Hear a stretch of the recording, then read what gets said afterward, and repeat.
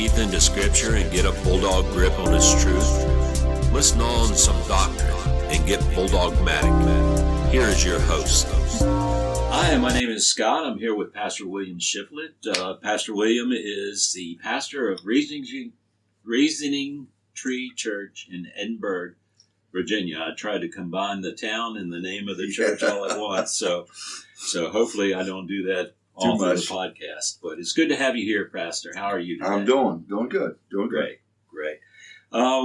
We are discussing this book, The Creedal Imperative by Dr. Carl R. Trueman. It's an excellent book. We encourage you to purchase this wherever you purchase your Christian books, and follow along with us because it's very good. Dr. Trueman gives an excellent explanation for the need for creeds in the church today.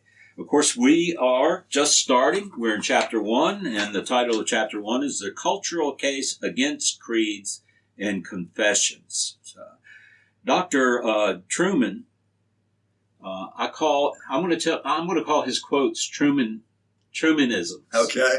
So he starts with a Truemanism. He says there are powerful forces at work within our modern world that militate against adherence to historic statements of the Christian faith. And he gives three basic presuppositions to which he holds to be true for the case for confessions to be sound ones. So we're going to go over those briefly, and then we're going to talk about how the culture is counter against these particular assumptions. His first assumption is the past is important and has things of positive relevance to teach us. Agree? Absolutely agree. And it was interesting. This morning we were talking about, at least my wife and I, Lisa, just talking about what we would be dealing with this morning. And the point he makes about how people don't want us to glean anything from the past. And yet one of the most abusive terms you can label at someone in this culture just now is the word Nazi. Mm-hmm. So apparently there are things, and see, it's another one of those inconsistencies of our culture.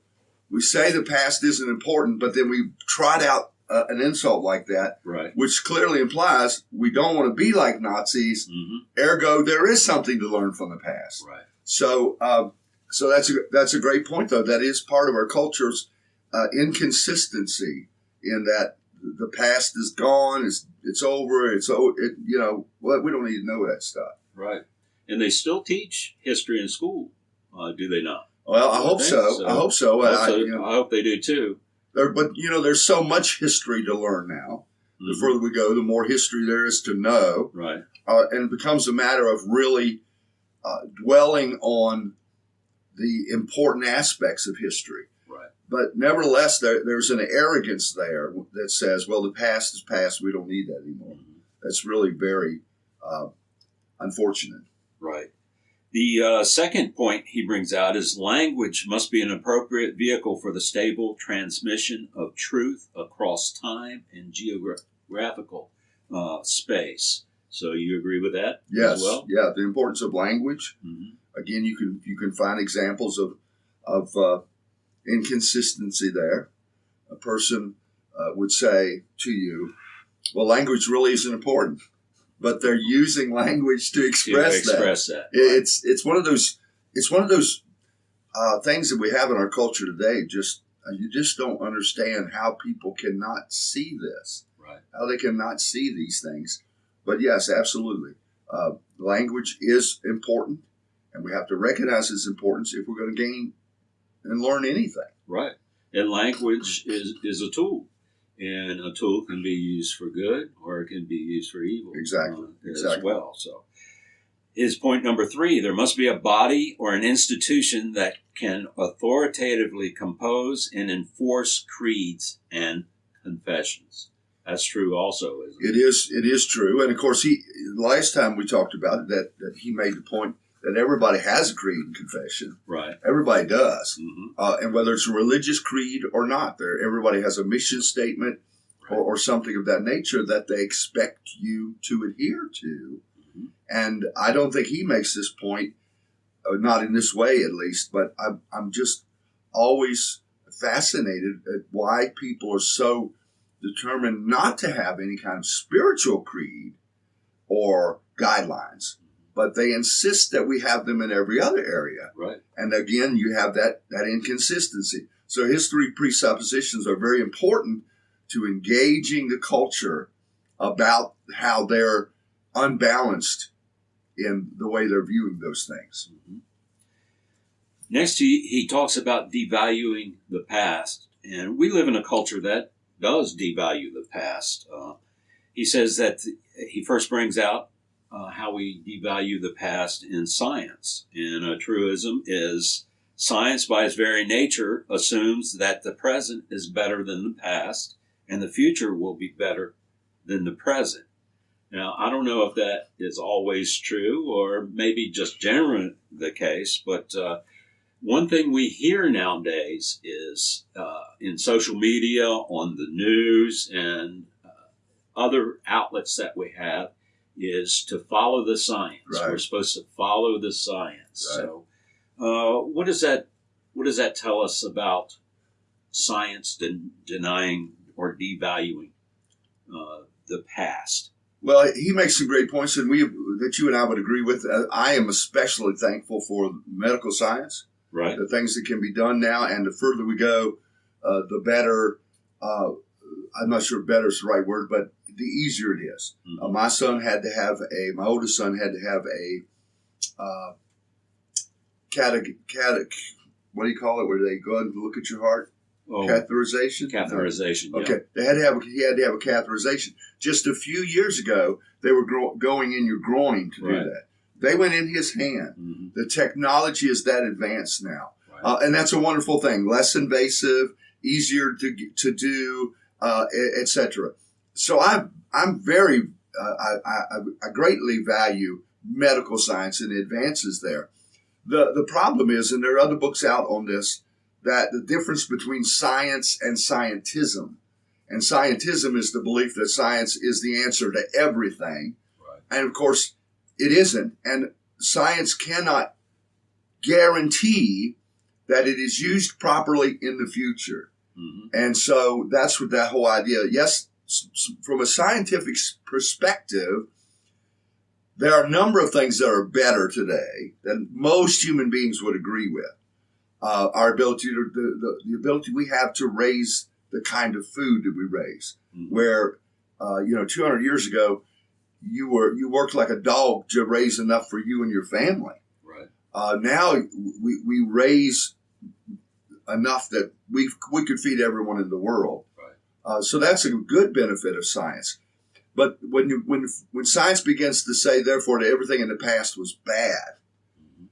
simply because now is better, that's where you get into danger. Right. Well, science itself. Well, before I make this statement, let me ask you a question. What is like the root definition of science? Oh. Do you know? Is it not the gaining of knowledge? Science is the systematic study of the structure and behavior of the physical and natural world through observation, experimentation, and the testing of theories against the evidence obtained. Mhm. And the experimentation against the evidence that we have discovered is what really makes science reliable. Mhm. And unfortunately, one of the things that's happening in our culture, it's kind of a secondary note for our discussion, but that we're getting away from that experimentation. We're saying follow the science without any testing, Right. without any, and we saw this especially during the COVID stuff and the vaccines and everything. They'd never been tested, but we were told they were safe. Now, I'm not a conspiracy theorist here, and I'm not saying all the people that got the vaccine are going to somehow die. I'm simply pointing out that we just bypassed that part of the rule. Mhm. And we said, okay, it works. Here it is. Bang. Instead of having prolonged tests. And a lot of people were opposed to the vaccine, not from some conspiracy perspective, but because every other vaccine in human history had undergone a long testing period, Right. the experimentation. And then they were able to say, based on the experimentation, it is safe, which we did not have this time. But yes, science tends to devalue the past. We mentioned the benefits of science. Mm-hmm. The detriment of science is we tend to look back, and especially in Christian connections, they look back at the Bible and the descriptions of demon possession and things like that and say, oh, none of that stuff happened because they were just living in a primitive culture where they didn't have the medical science we have now. And in that way, then they devalue things of the past. Mm-hmm. And I would go one step beyond Dr. Trueman. They actually demonize the past. It's not enough just to say it's better now, but those people back there were just horrific. Mm-hmm. You know? Mm-hmm. Well, one of the things that we found during the COVID situation is that the science was constantly changing. Constantly changing. Constantly, they would tell us this one week, and then by the time the next week rolled around, they were telling us something almost totally opposite that what they had told us before. So when you compare science to the Word of God, that's a huge difference because the Word of God never changes. Never changes, exactly. And that's why it's so important to have the kind of creeds and things that are the basis of this study. Mm-hmm. The importance of guiding truth. I wrote this down. I read it in a different book, but Karl Barth said that creeds express the church's resistance to strange voices. Mm. The way we stay with what we believe to be true is by the constant rehearsing of those beliefs. Right. And again, granted, there's discussion around how the creeds came to be formulated, but once they were formulated, they are virtually unchanged for 1,700 years. Right. That is an example of exactly what unchanging. A testimony that is. Yeah. When you compare it to science, it changes sometimes daily. Day to day. And by the way, along those lines, Michael Behe, who is a evolutionist, and he confesses to be a Christian, but he's written a number of books challenging evolution from Darwin's perspective, that Darwin's take on evolution is wrong. But I saw him on a interview program one time, and he said that even the modern, the current cosmology about the creation of the earth, because it's a scientific finding, is subject to change in the future. Mm-hmm. We might discover something in the future that that alters or changes this. And I would point out to folks how often you see on the on Facebook, on podcast or something, there's this new discovery, and it'll say it completely has rewritten our understanding of the of the evolution of the human. Well, that's what we're talking about. Mm-hmm. That it is constantly in flux. Right. It is constantly, and in fact, a objective scientist, and there are many of them out there, they will tell you the science, by its very nature, science is never settled. Right. The whole point of science is exploration, study, experimentation to find out. Mm-hmm. And so this is where we have to know a little bit about science in a broader sense to see how it is not always the enemy of the past. Mm-hmm. Sometimes it is, but sometimes it isn't, and it will actually validate and uphold what we know about the past. Right. There's a lot of people that put their hope in science, and I find that a little distressing because of exactly what you just said. The Christian's hope is found in Christ. Right. He is the same yesterday, today, and tomorrow. He never changes and never will change. Right. So that, to me, is leaps and bounds beyond science and what science has to offer. But like you said, science has given us many, many good things, and it's going to give us many good things in the future. And it's only because of the grace that God has extended Right. to us through Christ. Right. And where it is misused is evidence of man's brokenness. Right. If science was wholly good, then yes, we could say it will never do anything harmful. Right. Okay. But the fact that it does have the ability to do harm as well as good, mm-hmm. and can very easily be used in that way. And Dr. Trueman brings that out about the Holocaust, and other kinds of atrocities like that, where scientific knowledge was used to destroy life. Right. If science was isolated, anonymous, autonomous good, then we could rejoice. Right. But in the hands of humans, right. it can be misused. And so it proves the brokenness of a human race. Something's wrong. Something's wrong with us. And, if you've ever done this, watched any movies or read books about the atomic bomb and the kind of angst that the scientists went through, knowing the potential to unlock this enormous power source, but the constant dread of how it could be misused if it falls into the wrong hands. And by the way, 80 years later, we're still having that discussion. Right. So science has great promise, but because of the brokenness of humans, and this is where I would say to that person who would look at it and say, well, science proves we don't need God. I got to tell you, I don't agree with that assumption, simply because of how man is capable of misusing the power of science and the discoveries that we have come upon. So, well, Dr. Trueman, he goes on and he gives his response to a student in one of his classes on the ancient church when she questioned the value of her attendance in that class. She said, after all, some documents written in the 17th century seem to have very little to do with her ministry. But Dr. Trueman's response was perfect, I thought. He said, I suggested with every ounce of gentleness and tact I could muster that she might perhaps better ask herself not so much what relevance they have to her ministry, but what relevance her ministry had to the church. Yeah. So what are your comments on that and how that kind of reflects human response looking back at the past? So here's how I would respond to it.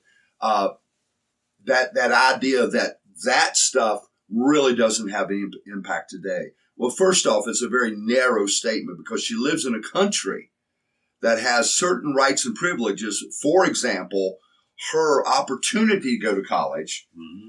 that is guaranteed by things that were written right. in the 17th and in the 18th century, right? 300-400 years ago. So the idea that nothing that was written back then really benefits us. The second thing I would point out for her or anyone like her is that how frequently we encounter things in our modern time that were in fact, were in fact encountered in the past. Mm-hmm. So right now what you hear a lot of is you'll hear some big name person come out and say that they're no longer a Christian. They're deconstructing. They've looked at it and they've examined it and they've decided now that it's wrong and it's fake and there's nothing to Christianity. Mm-hmm. So a few weeks ago, I was able to get a book called A Crisis of Doubt. And he examined about 40 or 50 people, 6 or 7 of them in depth. But then he highlighted in the appendix another 20, 30, 40 people who were Christians in England in the period between 1820 and 1870 or 1890, who were Christians, known to be Christians, came out, announced that they were no longer Christians, that the Bible was wrong, it was not God's word, that Christ was not God, etc., and went out and became spokesmen for, or women, for the atheist skeptical movement, and some of them were in that movement for 2 or 3 decades and then came back to Christianity. So that's another thing. So here again, she's saying nothing written back there really has any relevance today. And I would say, hold on. If I go back there and look, I find people who went through the same kind of crisis then as people are going through now. And again, what do I see there? It's really nothing's really changed with the human race. We have more technology, we have more convenience, we have more power, we have more potential. But our brokenness is just as deep as it ever was. Yes. And that's why I like what C.S. Lewis said. He said, for every new book you read an old book. And when he said old books, he meant the classics. Right. So Lewis, living in the 40s, 50s, and 60s, who had once been an atheist, came back to his faith. He says that there's great value in the accounts of the past. So this is again an area where I would say she's wrong on multiple levels. Right. You know, not just a question of whether her ministry is going to benefit anybody, but falling into that trap of thinking, and this is so important for so many people at so many levels, falling into the trap of thinking that I've really come up with something new. And when you really look at things, you find out, you know, it's just not that way. There's nothing new. Nothing new under the sun. Well, one thing that struck me when I read this, and I don't mean any excessive criticism towards this young lady, because, sure, you know, I probably said the same thing in the past too, but she said her ministry. Right. Now, who the ministry ultimately belongs to? Who? It belongs to the Lord, yeah. Right. And we all use that phrase, and it's appropriate to use it, but when I think the danger is setting my ministry, quote unquote, up against somebody else's ministry. Right. And so here's Dr. Trueman, and here's an example. Dr. Trueman's ministry at that moment was expounding these historic truths. Right. When she says, I really don't need that because it doesn't help my ministry, without realizing it. And again, I like what you said. We've all done it, especially when we were younger. You know, we were younger. We said stupid things and thought things that weren't as balanced as we should come to realize as we get older. But what she was really doing was setting her own perspectives against the ministry of someone else, and not thinking about how and that's tricky, but that's another thing I would point out there. Well, he goes on and he talks about how culture devalues the past in technology. Now, technology is something most of us benefit from. I think of technology. I remember when I was a child, we had TV that had 3 channels, I believe, 3 or 4 channels, and you actually had to get up out of your chair and turn those channels. You had to get up and turn it on manually, which probably a lot of kids nowadays, they would gasp if they had to do something like that. A truism that he brought out was, no longer is the younger dependent on the older, rather the older is dependent upon the younger, which is very, very true, because we switched from direct TV to just streaming not too long ago. And we needed some Wi-Fi extenders in the house. Well, I tried to hook it up. I couldn't get it, so I invited my grandson over, and I don't think it took him more than 2 minutes to have the whole thing up and running. So now I realize how dependent I am when it comes to technology, at least on that. But the question I have, can God be explained by technology? No. I don't believe God can be explained by technology.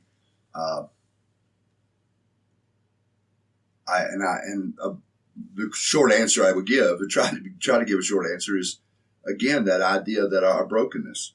Technology cannot fix our brokenness. Right. If you're good at it, and let us be fair here, that young people today are good at it because they are born with it. Where you and I are in that generation where it happened after we'd already spent half our lives without it. Right. And depending on what part of the world you are raised in, even now, there are parts of the country that aren't nearly as technological. But it cannot fix your brokenness, no matter how much technology you have. And let me give you an example of where technology is leading us just now.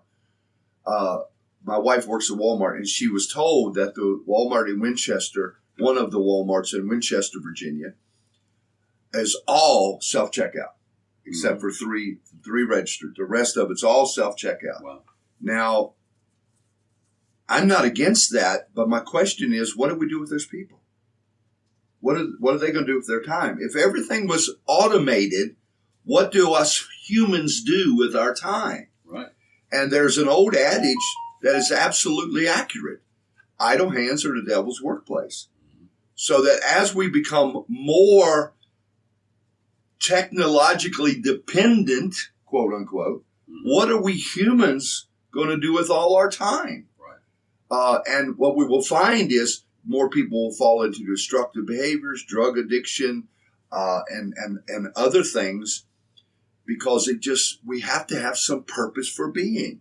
So the technology cannot replace, and my argument, by the way, is that much technology can serve to keep us too busy to know how miserable we are, but it cannot replace that deep sense of there must be something more to my life, what I'm currently experiencing.